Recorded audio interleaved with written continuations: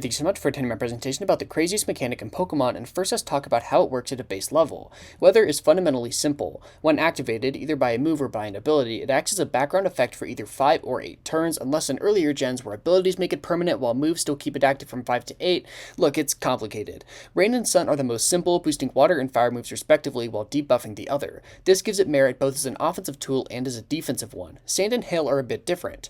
Both deal 6.25% of chip damage after each turn, and Sand specifically gives all rock types a special defense boost. In Gen 9, the infamously underpowered Hail was given a rework to Snow, now not dealing damage, and instead giving all ice types a defense boost, which has helped.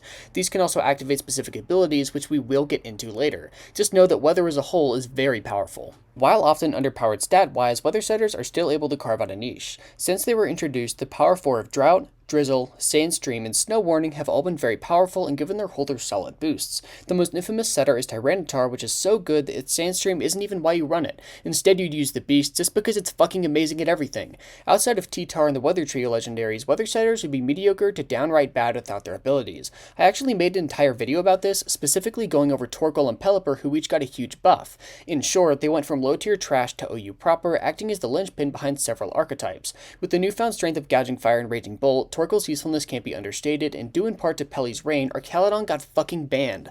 Both, along with others like Politoed and Ninetales, have seen a ton of post-buff success.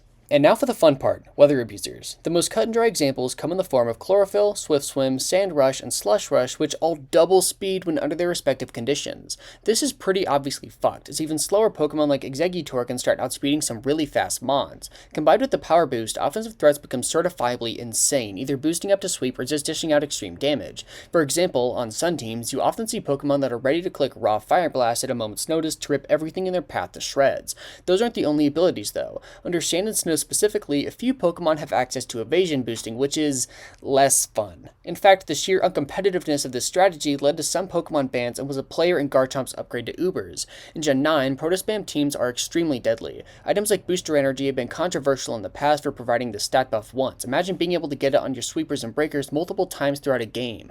Pretty damn strong. So what has Weather done? It had its worst outing in Gen 2, where it's pretty niche as a strong damage dealer, but came into form in ADV. Tyranitar's leftovers negating Sand is more often than not active on the field and makes Sand immune Pokemon like Swampert even more valuable. Being able to chip heal with Protect Plus leftovers or even just after attacking is huge, and mons that can't are noticeably less bulky because of it. You have to understand, Sand is everywhere in Gen 3 and somewhat Gen 4 as well. Drizzle and Drought teams aren't as strong, having to override Sand with setting moves, but can be very deadly. Mons like Kingdra have made a living off of getting the Swift Swim boost and throwing off obscene Hydro Pumps.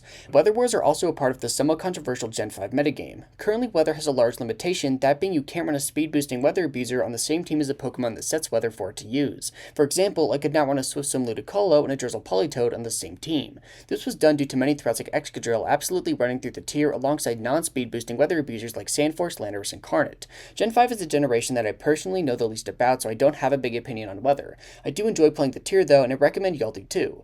Weather-centric teams are also good post-Gen 5, but are more rare and haven't quite gotten back to their prime. Excadrill, Barraskewda, and Charizard Wise Sun are all good examples of successful builds. Finally, Kyogre and Groudon are staples of every legendary legal format ever. Sun and Rain are the easiest to take advantage of, and they each do a fantastic job of enabling shenanigans. It's so strong, in fact, that mons like Kabutops have solid niches in Ubers. VGC has also been home to Weather, with Torkoal and Alola Ninetales shining bright in recent years, of course alongside the legendary duo. All in all, the mechanic has been good to downright broken since inception and won't be slowing down anytime soon. In conclusion, Weather is surprisingly complicated and can be taken advantage of in many different ways. Its impact is huge, and even though other field conditions like terrain and tailwind have gotten better, Weather is still very important. If you want to learn more about Weather's history, as I just have a quick look here, watch the Fault Swipe gaming video in the description. It's really good. Thank you so much for watching.